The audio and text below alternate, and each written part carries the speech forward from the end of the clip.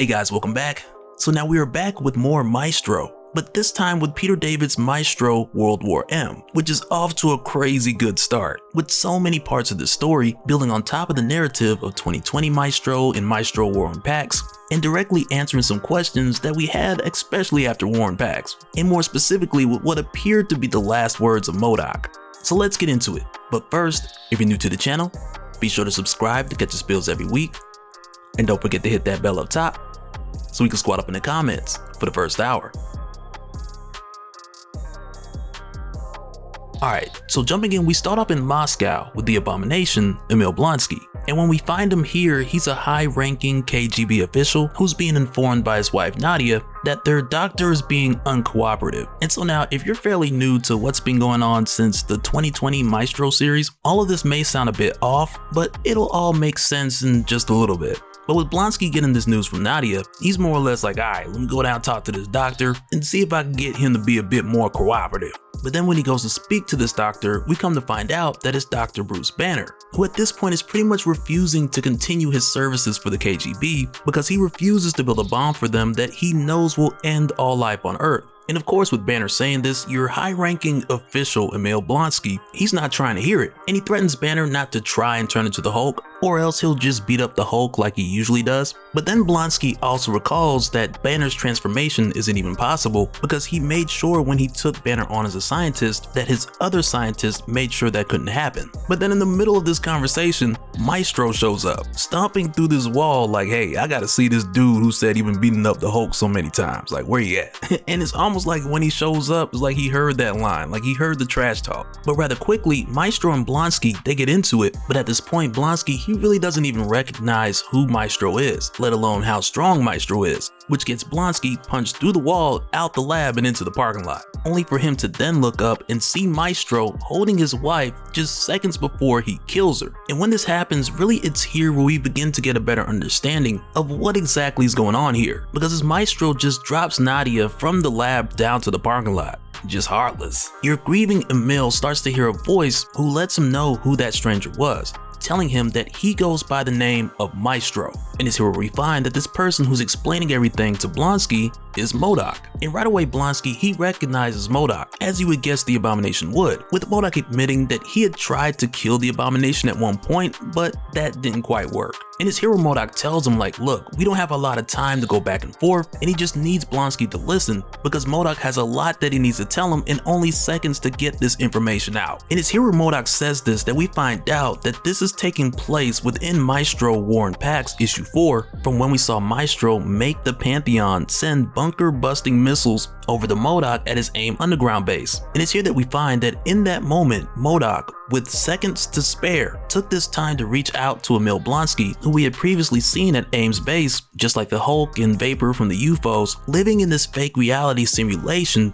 for decades. But at this point, MODOK, he needs the Abomination, and he needs him to wake up now. Because at this point, we've seen the other side of this in the real world, as the missiles came crashing down, and MODOK was like, yeah, we're gonna die, but ironically, after all these years, this is where we become the Avengers, which at the time didn't make much sense, but here's the rest of that story. But of course, with MODOK needing to express so much to the Abomination in so little time, this is why he interrupted his life as Emil Blonsky by way of Maestro, and also doing it in a clever way to separate the Abomination from that life by having Maestro kill his wife Nadia, which really isn't that far of a stretch, because back in Hulk Volume 2 issue 76, when the leader had taken control of the Hulk, back when it was uncovered that the leader was head of this secret organization who had seemed to be after the Hulk's blood, but they was really after his whole body. But at this time, Doc Samson, he was blackmailed into tracking down the Hulk, Betty had been recently brought back from the dead, and Nadia, who had previously believed that her husband, KGB agent Emil Blonsky, was dead, when really he became the Abomination. And through the course of this event, Nadia was used to seduce Banner. But towards the finale, when Nadia and Betty were trying to shut down the leader's home-based computer in order to stop the leader and free the Hulk from his mind control, but with the Hulk fighting Iron Man and Doc Samson knocks the Hulk into the leader's containment canister, nearly crushing Betty, who was trying to help Nadia shut it down, but Nadia pushed Betty out the way, getting impaled by the broken glass in the process. And this is something that really and truly, like, it wasn't Bruce's fault, but even Bruce looked at it as another casualty that just stacked up on the Hulk's body count. And with the way that MODOK is twisting the narrative to make it seem like Maestro killed Nadia, he's not only just quickly giving the Abomination an incentive to go after Maestro, but he's also detaching Emil Blonsky from Nadia, because had Emil just continued in that simulation only to abruptly be woken up by missiles, then it's likely that he would have spent most of his time either looking for Nadia or trying to figure out what happened to her. So for MODOK, rather than walking the Abomination through a true story before waking him up, MODOK chose to tell the Abomination an effective one, to where from there he tells the Abomination the world as you know it is gone, this life that he's been living is just a simulation. And even with him doing this over the course of seconds, the Abomination, he initially doesn't buy it. But then when MODOK just strips reality away, letting the Abomination know that there's some real missiles coming here now, and the Abomination's just like, well, what do you want me to do with that information? Like, what do you want from me? And with MODOK's last words, he just says, vengeance, as the missiles strike and the AIM stronghold is destroyed. And with us seeing this brings a couple things around full circle for Maestro War and Pax, with it concluding with the Abomination climbing up from the wreckage from AIM's underground base, but now with us seeing MODOK reach out to him in order to fill the Abomination in as quickly as possible, and now it gives context to MODOK saying, after all these years, we become the Avengers. And in addition to that, I think it's pretty clear that MODOK knew that these missiles weren't going to kill the Abomination, and in the event that they did, MODOK knew that the Abomination's death wouldn't be permanent, because if it was, then why send any message? But I also imagine, aside from MODOK aiming the Abomination at Maestro, that he not only minimized the time that it would take the Abomination to adapt to this new world, but also he avoided a situation to where if the Abomination was woken up the same way as Bruce, to where in his case, for Bruce, the world was the first enemy that he had set his sights on, and this perspective could have easily repeated itself with the Abomination had he been yanked out under the assumption that the bomb that he wanted in his simulation actually blew up the world, killing his wife, to where then he wakes up and just starts destroying everything, without even having the opportunity to adjust to the real world, and just going forward off of the crazy assumption that he blew the world up and got captured. So MODOK definitely made a smart play with the limited time that he had. But then it's after this when we follow the Abomination and he's just walking for hours. But he's also thinking and processing this new world along with the information that he had been given by MODOK. And he thinks on one hand MODOK should have just let him die, but also with him looking around and seeing what state the world is in, and also not even being sure like what year it is even, but also with the way that the Abomination sees this world and how it's been pretty much reduced to nothing. And he looks at it like, man, like this is the story of his life coming out of that simulation, to where just hours ago he was a high-ranking KGB official, but now he sees himself as nothing in a world that's left with nothing. But in this moment, just before the violins start playing, a patrol group of what appears to be Atlanteans emerge from the water and they tell the Abomination, hey, you coming with us. And in the perfect response, Blonsky's just like, now why would I do that? Which from there doesn't help, because as it turns out, these guys were patrolling this area with the instructions to capture the Hulk and take him in. And when they saw the Abomination, they were just like, oh, that gotta be the Hulk. But truth be told, these guys weren't prepared to go toe to toe with either one. But through the course of this all-out brawl, which just destroys Pacific Park, the Abomination disarms the leader of this crew, and he asks him again, why do you want me to go with you? And just over his shoulder, Namor pops up, saying that he sent them after the Hulk, but clearly he's not the Hulk, and Namor doesn't really know who he is. But for Blonsky, he's at least aware of the Submariner, though he's not really sure how long it's been since he's been in the real world, but Namor lets him know that it's been decades, which at this point places Namor well over 100 years old, which then from there causes the Abomination to just shower Namor with compliments. Like, man, you 100 and what? Man, you look good. What you been doing, seaweed wraps? But from here, with the conflict calming down, Namor then asks the Abomination if he could breathe underwater, and the Abomination's like, nope. So then Namor's pretty much just like, hey, pop this pill, you can breathe underwater. Which, by the way, is not a thing. Don't ask me how I know, just take my word for it. But from here, the Abomination goes with Namor to his underwater city of Pacifica, which of course is located in the Pacific Ocean. And meanwhile in Dystopia, we also find Maestro, who's just returning after his matchup with Doom. And with the Minister expressing the assumption that this means Doom is dead, Maestro just lets him know that Doom got away, with him likely fleeing to Latveria. But when Minister asks him, will he pursue after Doom? And Maestro just tells him that that is unlikely, because he's not going to make that trip overseas, with him seeing the condition that he left Doom in just before Doom fled, and Maestro's just like, nah, let Doom go to Latveria, he's probably just going to stay over there and rot. And so from here we go to Latveria, to where we find Doom, who's clearly seen better days, man. Because if you guys remember, not only did Maestro strip Doom of his armor using these huge electromagnets, but he also punched an unprotected Doom one time. And that's enough. I don't care what nobody say.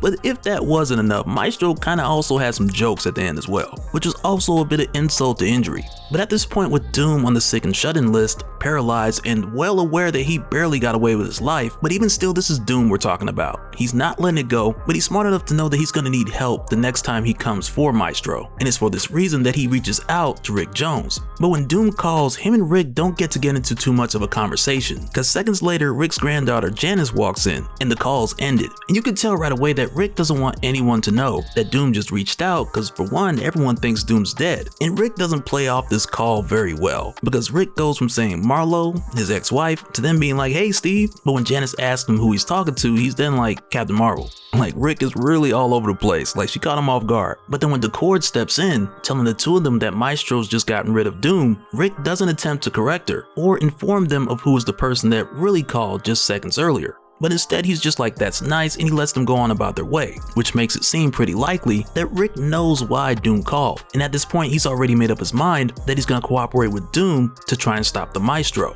But aside from this, back over in Dystopia, it's here where we find Minister sneaking off to his quarters in order to send a message to let someone know that the Maestro is making his way back to the AIM site to make sure that everyone there is dead. And it's here where we find that he's sending this information to none other than Namor, because come to find out, prior to this point, Minister had given Namor the intel, telling him that Maestro was going to be back in that area. But as it turned out, Maestro got caught up with Doom, which then put the Abomination in that area, and we saw how that mix-up panned out. And because of that, this time Namor asks Minister if he's sure, and the Minister assures him that Maestro will be there in hours because he's jumping over there as we speak. And it's here with Namor being given this update, to where he then sends out someone after Maestro who we haven't seen in a while. And so now hours later, when Maestro lands at the wreckage site, to where, by the way, with this guy traveling across the country via jumps, like between those multiple jumps, like what are you doing with all that hang time? Like, I can only imagine all the birds and bugs he's catching in his teeth along the way.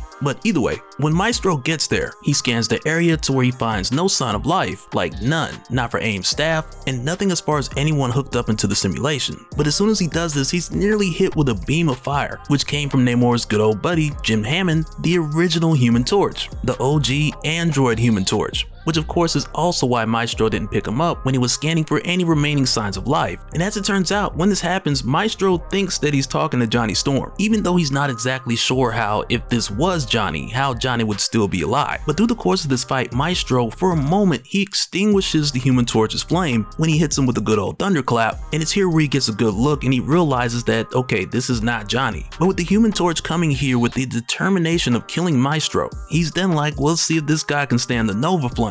But for Maestro, even though he admits that up to this point, these flames have been hurting, but even still, he tells the Human Torch to bring it, and that is precisely what he does while blazing a trail for miles in the process. But for the Torch, with him doing this and seeing that it didn't kill Maestro, that then caused him to reconsider this whole match, and right after he made his way back towards the ocean to make his way to Pacifica, which probably wasn't the best decision, because when Maestro saw this made him aware of what direction the Human Torch had came from.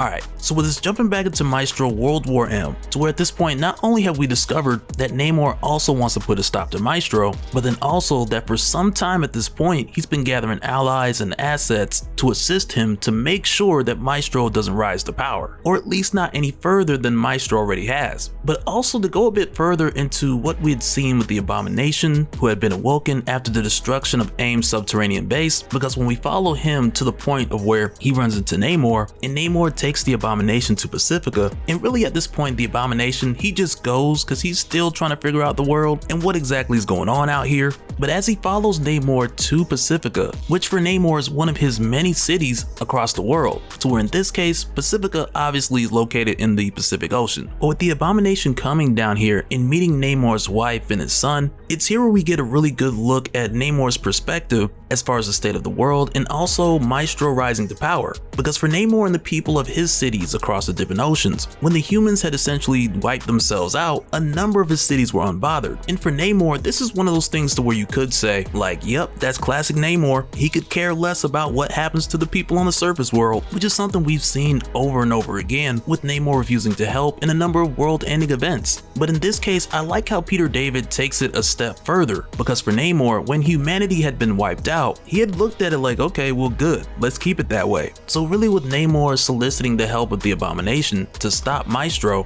it really goes more along the lines of Namor not wanting humanity to return to their state of being the dominant species, which almost makes it seem like Namor wouldn't want this to happen regardless of who was trying to do it. And in this case, with it being Maestro, it just makes that task a million times harder, because Maestro's just not someone who could be either taken out or controlled that easily. But with Namor explaining much of this to the Abomination, it's also here where we had seen Namor reveal Jim Hammond, the android and original Human Torch, who Namor had staged to confront Maestro, given the intel that he was provided by Minister. And like we'd seen, this didn't go well, because the Human Torch hit Maestro with everything that he had. And with Hammond doing this and thinking it was a kill shot, which may have killed everything in his path except Maestro. But with this happening, this is when your Jim Hammond Human Torch, who again is your original Human Torch, he actually believed that he had killed Maestro, because with his Nova attack being the equivalent of just dropping someone in the sun, on that alone, he just figured that there was no way Maestro could have survived this. So when we saw him take off, rather than him trying to escape, he had genuinely thought that he was done here, which for Jim nonetheless was a huge mistake, because when Jim not only fails at this attack, but he also heads out to the Pacific Ocean. As you would expect, he is followed by Maestro. And so for Maestro, unlike what we had seen with the Abomination who had to take this pill so he could breathe on the water, like Maestro, he doesn't need that. And this isn't something new for him. Not with the creation of Maestro or even him taking over Banner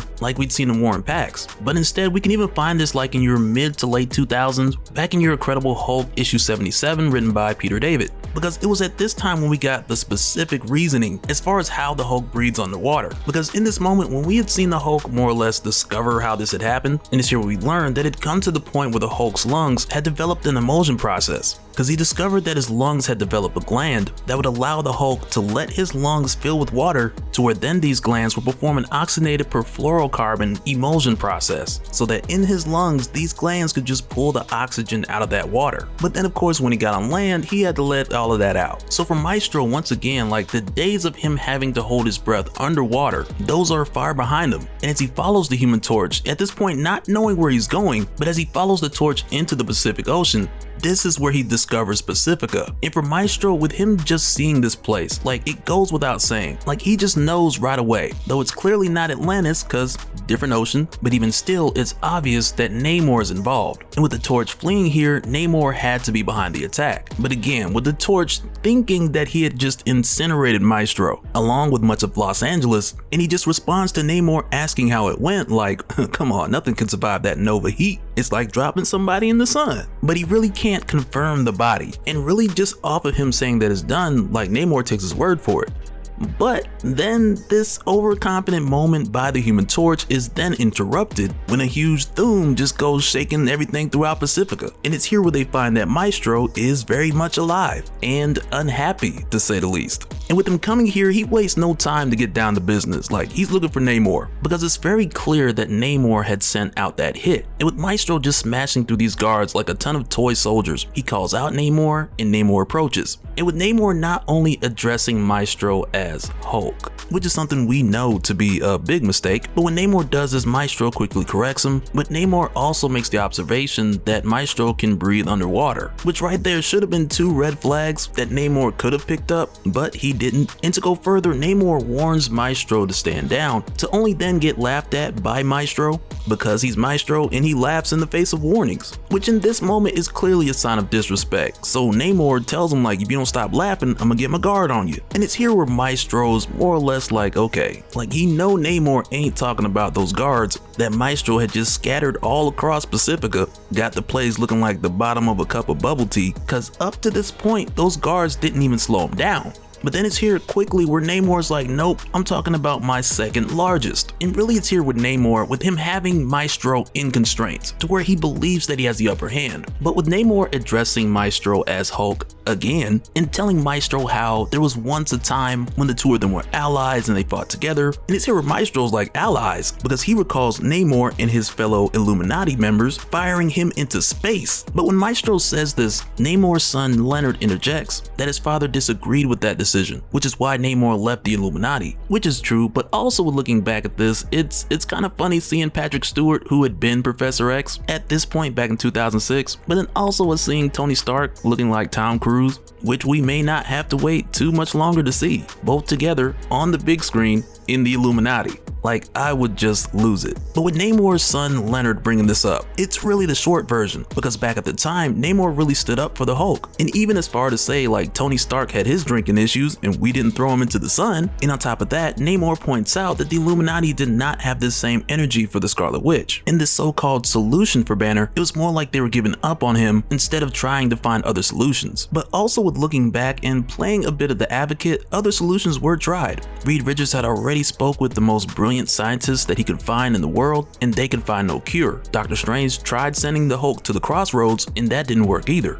And on top of that, at one point, Xavier even sat down with Banner, only to find that if Banner could have killed himself, he would have done it long ago. But at the time when Namor saying that he wouldn't stand for this, they cut him off, they took a vote, and the only hand that Namor lifted was one straight to Tony's face. But even then, Namor warned the Illuminati that if they do this, the Hulk will find his way back to Earth, he's gonna kill everybody, and the Hulk is gonna be right. And it's like now, you know, in hindsight, Namor wasn't too far off. But at this point, with Leonard interjecting on behalf of his father, this really only leads to Maestro seeing that Namor has a son and a wife, to where then Maestro tells Namor that he's going to enjoy killing both. But at this point, with what's happening here, which I would say is a bit of poor communication on Namor's part, because for one, with Maestro saying this, you just don't take something like that lightly. But then also at this point in the conversation, with him still calling Maestro Banner, like you really can't expect for him to successfully get a point across, even though Namor admits that he was wrong for trying to send someone to kill him. So even when Namor offers Maestro the invitation to join Pacifica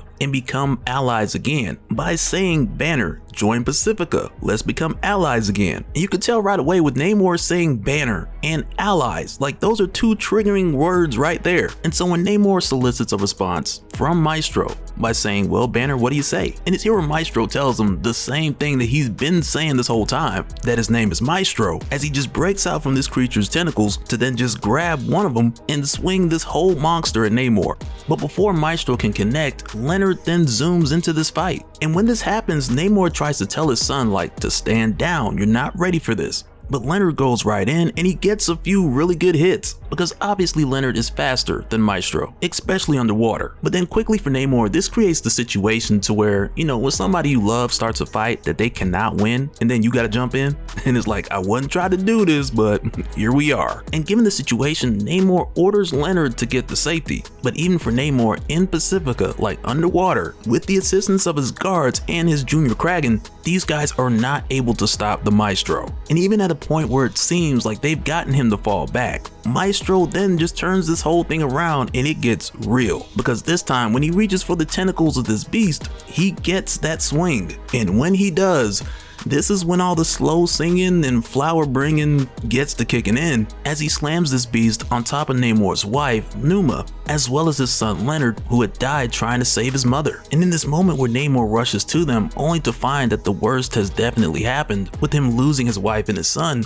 But just seconds later, a shadowy figure just forms behind Namor, because Maestro's like, hey, look at this. This is the perfect time to kill the whole family. And Maestro comes up behind Namor without saying anything, like he's truly on demon time right now. But just before Maestro can send Namor to the upper room family reunion, the Abomination then steps in, holding Maestro back, only for this to then end up in one of those wrestling, you know, the watch out, watch out, watch out moments. with Maestro then just slamming the Abomination into the ground. But Maestro then also mentions here that he remembers that Emil had tried to kill Betty, and he lets the Abomination know that he's itching to pay him back for that. But also at this time, Namor, he wants his payback now. But as Namor goes to drive his trident right through Maestro's face, he is then teleported away along with the Abomination as well as the Human Torch. And right away we see that the three of them were whisked away to Latveria, to where they then pop up in Doom's castle. And with how this happens, it's another moment for Maestro to where he just puts the hints together and he realizes that this had to be Doom.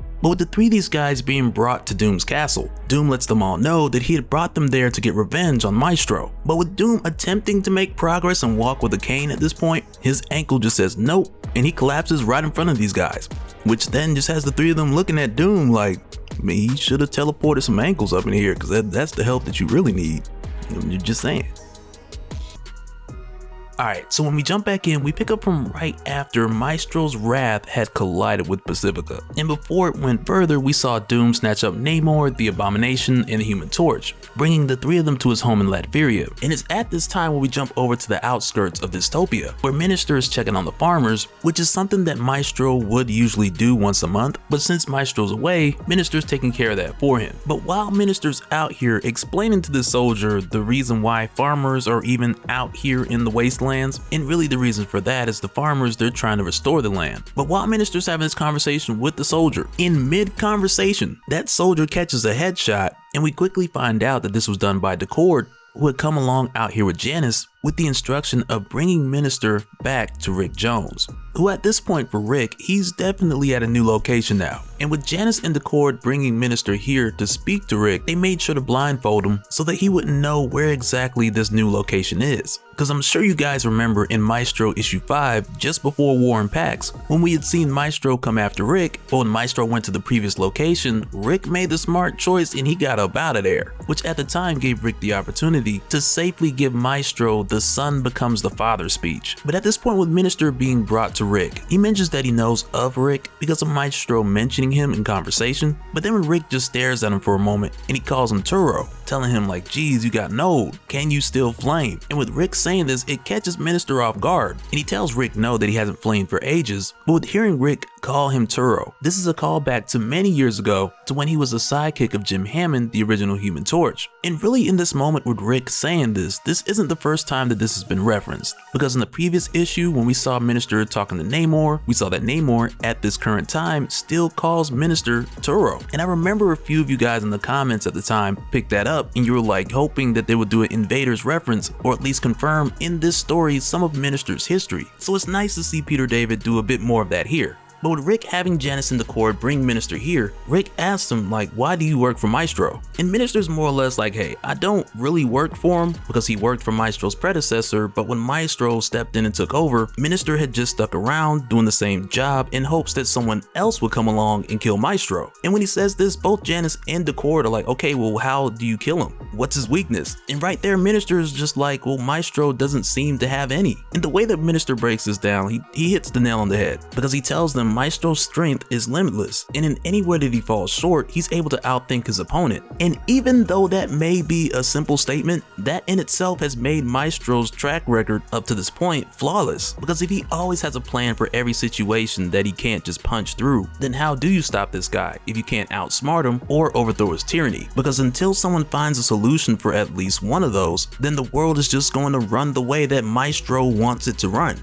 But then it's here where we jump over to Latveria, where Namor has found Doom's wine cellar, and he's pretty much planted himself there in front of a picture of Doom's mother, and he's just throwing back one glass after the other. And understandably so, like this guy's grieving. And I'm not saying I'd advise that to anyone, just saying, with this situation, I get it. But then it's here where Jim and the Abomination find Namor here in the wine cellar. And you can tell for Jim, he's looking at Namor kind of like, well, what's this guy doing? But the Abomination, he gets it, because Namor just lost his wife and his son, who had both died horribly, and he tells Jim that he's been through worse and he's even done worse. And with him saying this, Jim kind of looks at him and he questions him like, well, Are you a supervillain? And the Abomination lets him know that that's just a title, because for every person who's been given a title, as bad as it may be, or even if it's thought to be good, there's always someone who sees that person as something else. And when the Abomination says this, it makes me think of a couple examples, or a few actually, but the first two that come to mind are like Punisher or Deadpool, because for these guys, depending on who you're talking to, most people, they would consider Punisher or Deadpool to be heroes or either anti-heroes, because 9 times out of 10 they're objectively aiming for the greater good. But even with that being the case, these guys are killers, and to some people that's all that they are, and they would see these two as nothing different. And this doesn't just apply to people like Punisher or Deadpool or Wolverine, but the same principle even goes to people like Captain America, because for anyone from the US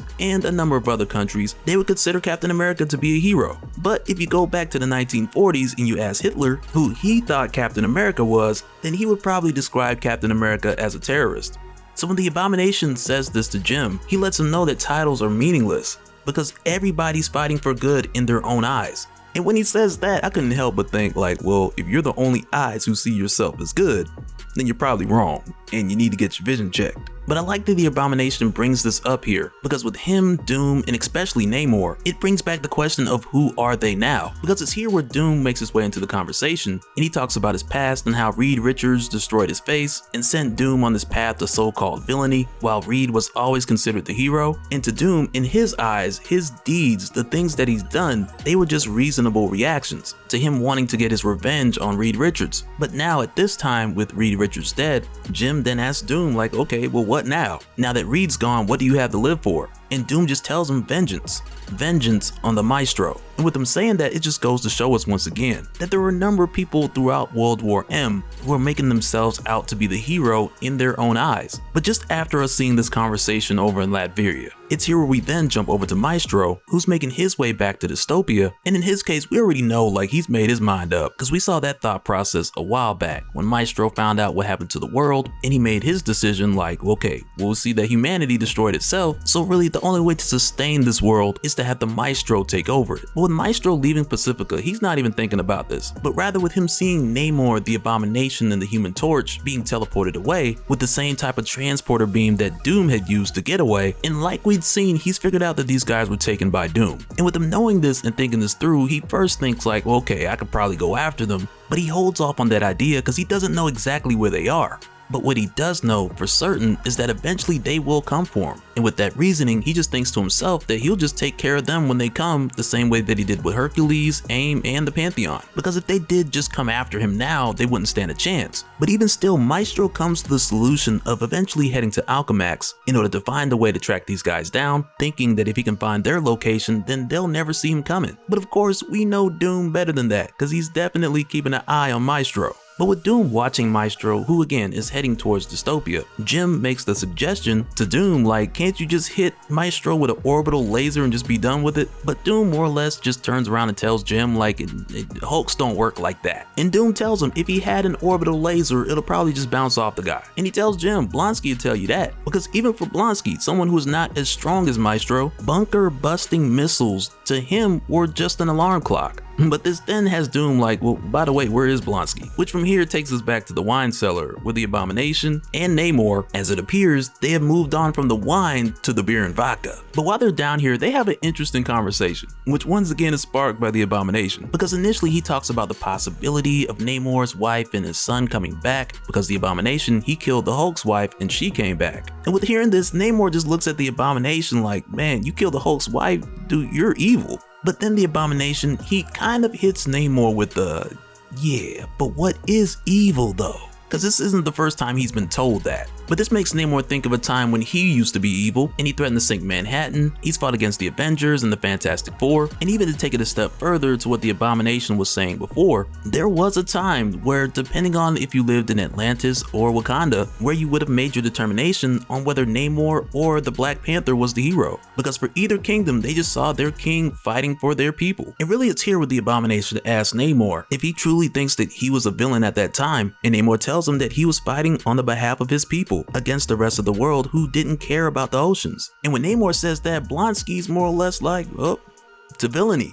And it's like here you can tell that in addition to Maestro and Doom, now we have the Abomination and Namor who have convinced themselves that whatever it is they're getting ready to do is good in their own eyes. But at this point, we then jump back to Maestro, who's made his way back to Dystopia. And when he gets there, Minister's already back. But when Minister greets him, it then leads into like this awkward conversation. Because when Maestro tells Minister that he wants his food, bath, and a woman, because you know Maestro, he likes to get clean and dirty at the same time. But when he tells this to Minister, Maestro also lets him know that after that, he'll be going to Alchemax. So then Minister, he's like, what's that Alchemax? And Maestro tells him he wants to see if there's something there that can help him find Doom. So then Minister's like, something like what? And right then Maestro just stops and looks at him. Like, dude, you are asking a lot of questions today. And at this time, we know that the Minister, he's been in contact with Namor up until the point to where Maestro had made his way to Pacifica. But in this moment here, he just makes it sound as if he's concerned for his own safety, with him knowing that Doom is a threat, and he just tries to make it sound like he's concerned about the next step of Maestro's plan. But with him saying this, Maestro just kind of goes on about handling his business and making his way to Alchemax. But with leaving, Maestro tells Minister that he has a lot of enemies, and sometimes it's hard to know who your friends are.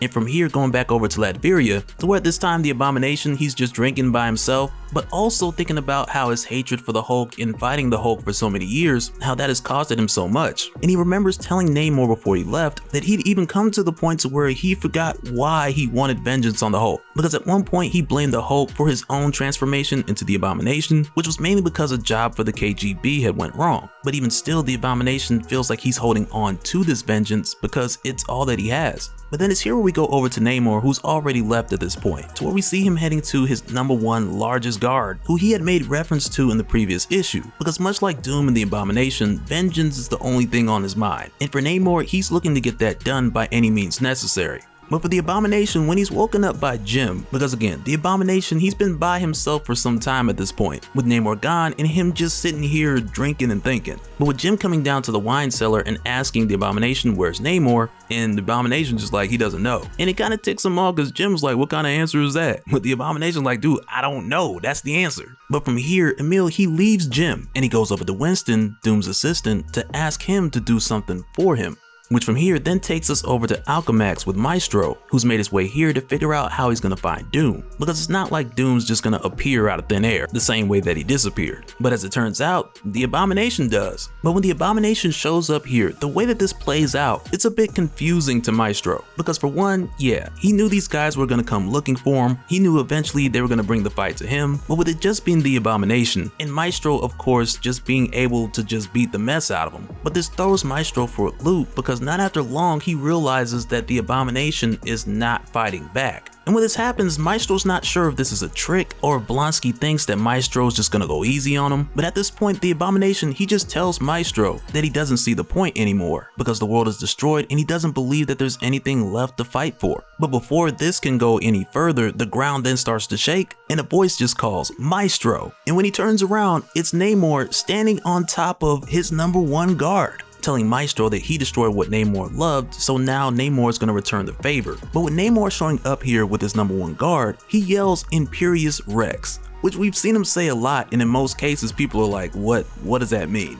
But now it's very intriguing to actually see this creature, because at one point Namor told Thor that Imperious Rex had just meant that he was going to feed Thor to the largest sharks that he can find. So likely it really just means that this creature is the largest sea monster that Namor could find, and at another point Imperious Rex could be referring to a monster or a creature who he later finds bigger than this one. But Namor will have to live through this in order for us to see how that plays out.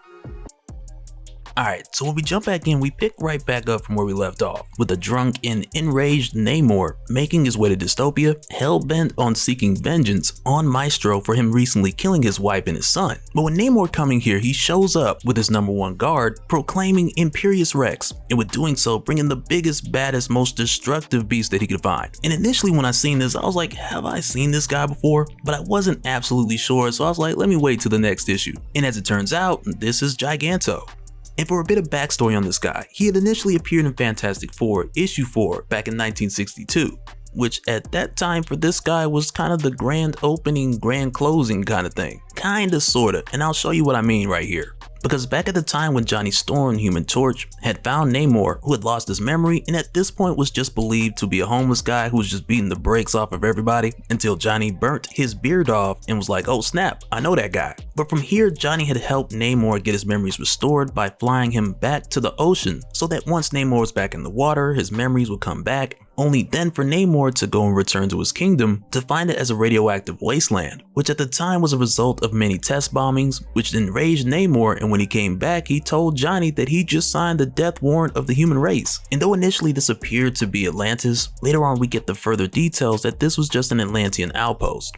But this is what then led Namor to getting the trumpet horn to awaken Giganto so that he can execute Namor's vengeance on the surface world. But this madness was then brought to a stop when Ben Grimm strapped a nuclear bomb to his back and he just marched right into Giganto's mouth, down into his stomach, and he set that thing off, which at that time had seemingly killed Giganto. But even then, this was one of those things to where like 30 years later or 32 years later, we'd seen Giganto return, with Namor not even sure of how Giganto came back or even who had summoned him initially. So this is one of those things to where like, yeah, it makes sense for Giganto to come back this far into the future because he's done it before. But even in the past, Giganto used to have more of the whale-like shape, more than anything. But for whatever reason, this time around, this guy's come back and he's shredded. Like he's been hitting that P90X at the bottom of the ocean.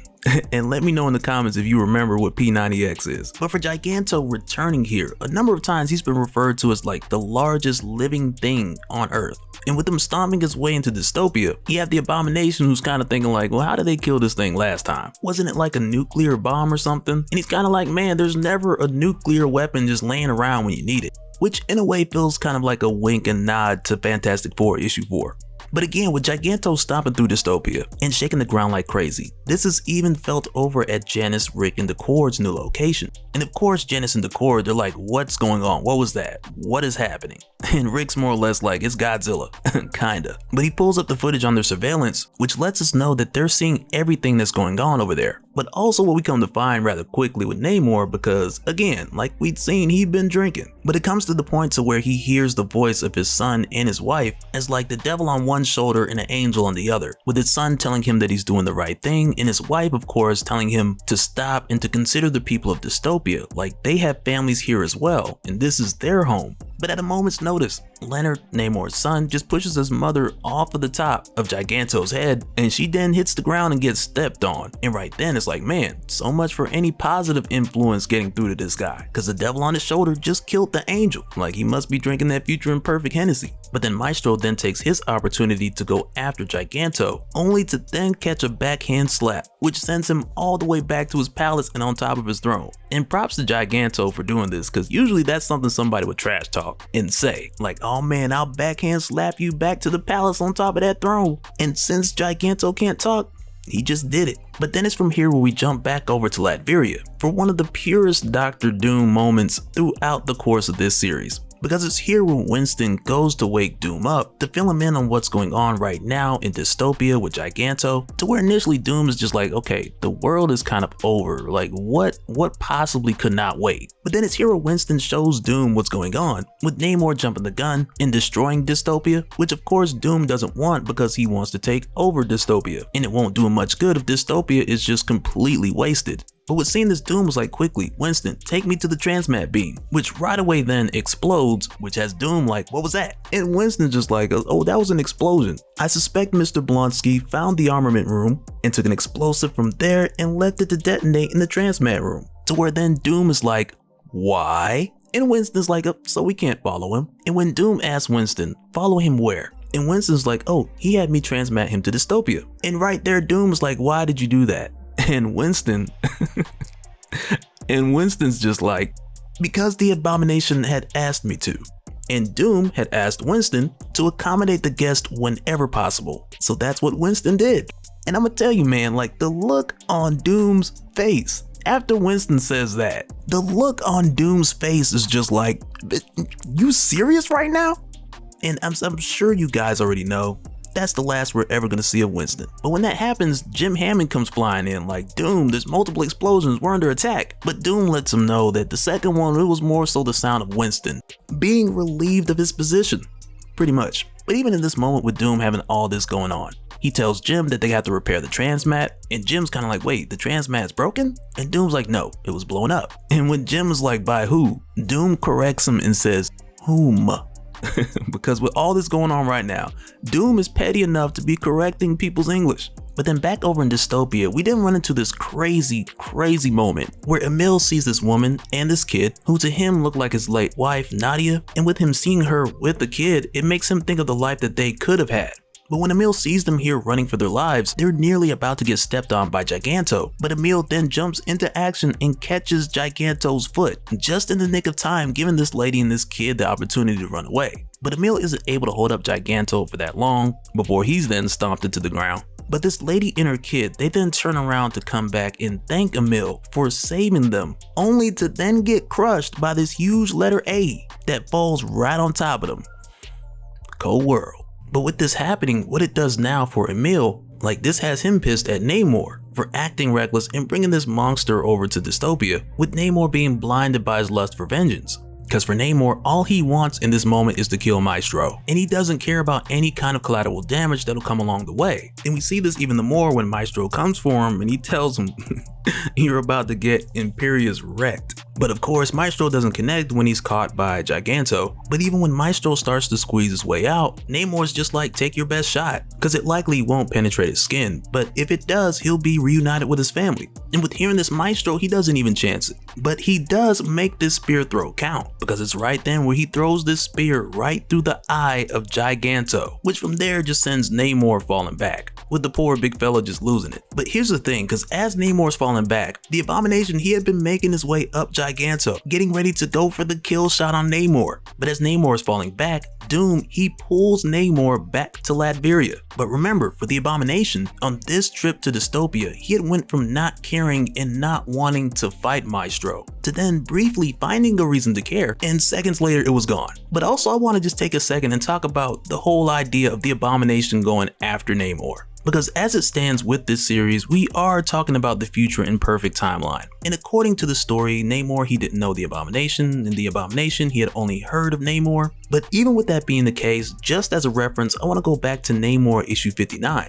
which came out in the mid 90s, I want to say 95, but at that time we did get the Abomination versus Namor. And in that issue, though there wasn't like a definitive winner per se between the two, it did make it pretty clear how a fight between the two of them would pan out. Because when they were like a couple hundred feet underwater or on land, the Abomination, he was just wrecking Namor. And Namor was taking that beating. But even with that being the case for the majority of the fight, when the Abomination tossed Namor out the water and came out right after him, only for Namor then to take the Abomination 15,000 feet back in the water into the deep, to where at that depth for the Abomination, he just couldn't hang, which at the time showed us that sure, the Abomination, he is stronger, even for Namor in water. But there's a certain depth within the trenches and even at the bottom of the ocean, to where Namor would just win against most. But jumping back to World War M, over in Latveria where Doom had just pulled Namor, of course wasn't happy about it, so he got up in Doom's face and Doom tried to shock him, but that didn't go too well because this is Namor. And this guy has been swimming with electric eels for years, like come on. And as far as the situation with Giganto and Dystopia, Giganto had then just taken off because for one, he only got one good eye, but also no one's there playing the trumpet horn, which is like the one thing that Giganto would follow. But when Giganto makes his retreat and gets back into the water, Maestro finds Blonsky hanging around on top, hoping to eventually drown. But with Maestro being the person he is, he saves the people who want to die, and he kills the people who want to live. And for that reason, he drags Blonsky out, saving his life on the spot. And it's here where Maestro convinces Blonsky that what he needs to do is help Maestro make Namor pay for what he did to Dystopia, with all the destruction and the lives lost. And it's here where the Abomination is like, well, what do you want me to do? Produce a comm device that I could use to transport myself back to Latveria and let you hitch a ride? And it's here where Maestro's like, well, yeah, something exactly like that. And it's right there where the Abomination just holds one up, because the good deeds of Winston yet live on. Alright, so for this one we jump back in right where we left off, with Maestro defeating Giganto, as well as Doom pulling Namor and only Namor back to Latveria, and mainly because at this point Doom has cut his ties with the Abomination, with him making moves behind Doom's back. But as far as Blonsky, who we've seen go through a range of emotions throughout this series, the last time we had seen him he had pretty much given up on everything again.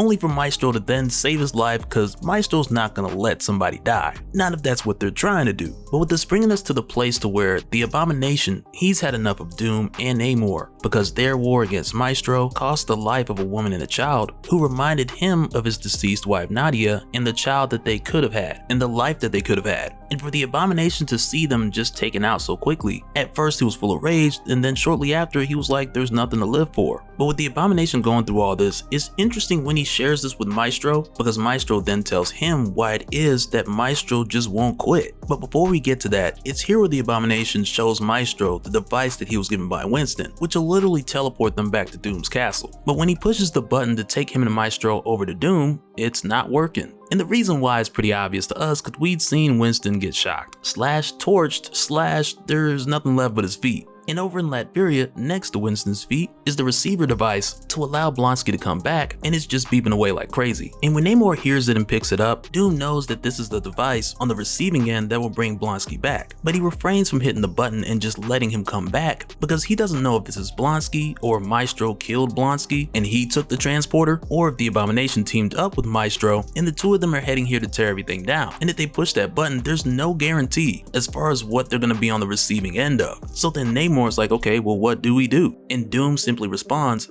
plan. And so initially with this transporter not working, Blonsky's kind of like, this is a waste of time, and Maestro's like, okay, might as well kill you now, since he ain't gonna help. And it's here for Blonsky where he can't even take it as a real threat, because again, in this dystopian future he's woken up in, he doesn't care anymore. Every person he's ever loved is gone, and he doesn't see a reason to keep going. And it's here where he then asks Maestro, what is it that keeps him going? And Maestro tells him it's because of all of the people who wanted him dead over all these years. They've wanted the Hulk gone and now the Maestro gone. And if he gives up and dies, then every last one of those people win. And for Maestro, it doesn't matter if these people are long dead and gone. He doesn't care. He just does not want to give them that win or that satisfaction. And with hearing this, it causes Blonsky to hit him with that meme face. That little girl that went viral many years ago, holding that hand out and looking like, what is you talking about? Like, that is the expression that Blonsky's making right now. And he tells Maestro that that's messed up. So then Maestro's like, well, you asked. And Blonsky's more or less like, I know, but still. But at a moment's notice within this conversation, the transporter then starts to take Blonsky, because on Doom's end, the transport has been accepted. And with seeing this, Blonsky immediately tells Maestro to hang on. So as he gets sent to Latveria, Maestro can tag along with him. And with Maestro grabbing a hold, it works. But then when they land in Latveria, they land right in the middle of an adamantium cell. And when the two of them get there, Doom, he's already up on the screen over to their side. And of course, Doom, he's ready on the broadcast like, oh, it appears that Blonsky has brought a friend. But even still, I imagine, like in my mind, that Doom had put the mic on mute and he turned to Namor like, I told you they were teamed up. And he just does a victory lap in his wheelchair like, what I say. Doom was right. Because I imagine that outside of Doom's usual response, which is just to continue with arrogance as if he never doubted himself, that there's gotta be a moment or two where he just like, I knew it. But with Doom having Maestro here in this adamantium cage along with the Abomination, Doom sees this as an opportunity to get rid of the Maestro once and for all. So Doom sends in poisonous gas, but also with him being well aware that the Maestro can hold his breath for a long time. But Doom's not worried about that because all they have is time. And he knows that the Maestro can't hold his breath forever. And with Doom doing this, Namor expresses that he dislikes this, because poisoning an enemy from a distance seems cowardly. But Doom don't care. A win is a win. And as a matter of fact, that same train of thought for Namor is what got him Imperius wrecked in the last issue. But for Maestro, even with him being in the clutches of Doom, it's here where he outthinks Doom in this situation. Because he notices that these adamantium bars are just wide enough for him to go back down to Banner's size and squeeze his way right through. And when Doom sees this, fear grips him in his soul. But also with the Maestro doing this, the Abomination gives him a bit of a push, and it's like even with the gentlest push, it's still a Hulk-sized push. And Maestro actually took the time to express that it hurt. And of course the Abomination was just like, he was just trying to help. But just after this Maestro, he then transforms back into his hulking form. And this is one of those things that we'd seen Peter David break down back in Maestro War and Pax, issue 4, when we saw the Maestro ask Bruce to trust in him and put all the responsibility in his hands, which not only made Maestro stronger on the outside and significantly larger, but it put him in the seat as the lead consciousness, giving him the capability to use Banner's puny size if needed. But just after Maestro made his way out, he figured that Doom had said just the bars and the floor were adamantium, and with him knowing this, he pulls the bars along with the floor, just the part that's adamantium, out from the rest of the cell, which then of course frees the Abomination. But also with all the destruction and rubble, it gives the two of them a chance to lose the Human Torch and Namor. And it's here when they're on the move where Maestro asks Blonsky, like, are you sure you know your way around computers? And the Abomination's like, yes, I'm a spy, I can hack anything. To where from there, Maestro then asks if he knows where Doom's computers are located. And Blonsky's like, yep, just one floor down. But then it's here where Namor finds the two of these guys, which is bound to happen because two Hulks ain't finna be running through the hallway and you're not gonna hear it. But with Blonsky mentioning that he needed to get one floor down, Maestro then improvises and he knocks a hole in the floor so that the Abomination can get to the computer room while Maestro stays up here and he handles Namor. And so for Blonsky, when he gets down to the lower floor, he initially runs into a bunch of Doom bots, but it doesn't take him long to just smash through all of them. But then from here, just above, with Maestro going against Namor, who initially is telling Maestro how they could have ruled together and how the two of them could have brought this world to its knees, and it's here where Namor mentions that he realizes that regardless of him working with the Hulk and with the Defenders or him working with Doom, that in either case, eventually Namor was betrayed. And also, we get another one of these moments where Namor proclaims Imperious Rex, which in a previous video, one of you guys in the comments, Scott I believe it was, he had mentioned how in general, Imperious Rex is a battle cry that loosely translates to recognize you're better or recognize you're superior, which is true. But what I like about the statement, and especially in this moment, is that when Namor says Imperious Rex, he's often specifically referring to something different every time. Whether it be the biggest shark or the biggest sea monster, or he'll even yell it referring to himself going into a fight. But with this older Namor responding to Maestro, after Maestro telling him that he's crazy and he's delusional, and Namor then tells him that I am Imperious Rex. And for me, in this moment, it hits different.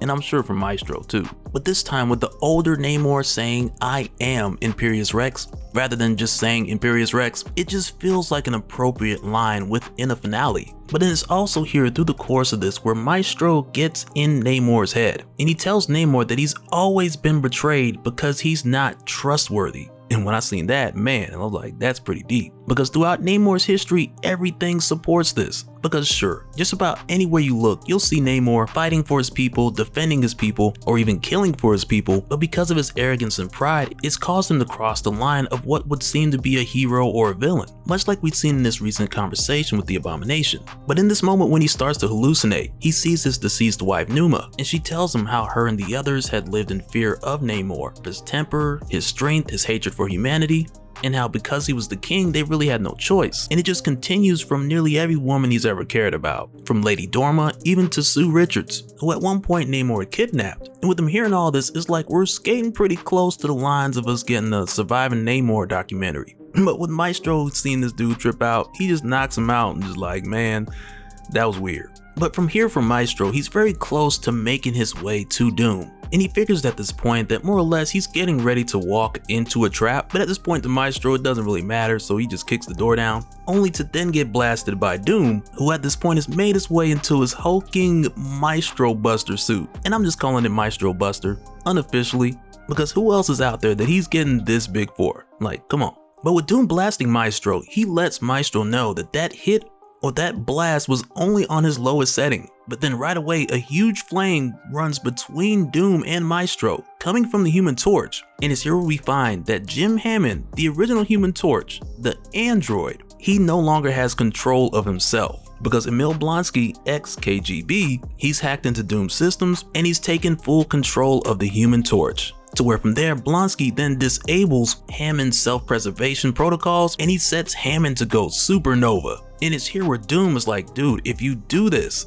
all of us are gonna die. But once again, the Abomination, he just doesn't care. And he sets Jim Hammond to go supernova, while Namor, who had just woken back up, he walks in the room, he's like, hey, what's all this screaming going on? Only for that to be Namor's famous last words. And when we get the narration as Castle Doom blows up, Maestro's already back in dystopia, thousands of miles away, and he expresses that he can see the sky lit up from this explosion from Latveria, and the light showing all the way in dystopia. It's nuts. But then also, just at the edge of dystopia, at Rick Jones' new secret bunker, we find that the Minister has given him a gift, which turns out to be Dr. Doom's time platform. And the Minister gave this to Rick because he thought he could make use for it and find a way to end Maestro. And of course, with seeing this is where Rick gets the idea that sets the stage for this story to lead right into Future Imperfect. And really after all these recent arcs with Maestro, Maestro War and Pax, and Maestro World War M, they kinda have me wanting to go back and read Future Imperfect again, just to see if Maestro feels the same now as he did then, because now we got a lot of new context going into that story. And this one concludes with Maestro looking the same way that he did in the beginning of Future Imperfect, although I do recall him being a bit more of a jerk the last time I read that, though he had his moments here too.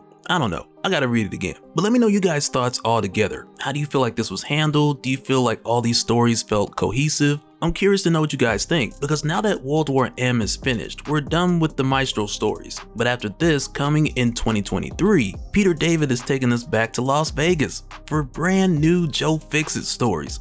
And I can't wait to see where that goes. Hopefully to Madripoor, but also hopefully we get as much with that series, to where we get just as much for Joe Fixit as we got for Maestro. But let me know what you guys think. I'll keep my fingers crossed in the meantime. And so now real quick, I want to give a special shout out to all the patrons. Thank you guys for all of your support. And for anyone who's new here who wants more information on how to support the channel, I got a link below so we can go to patreon.com/dopespill.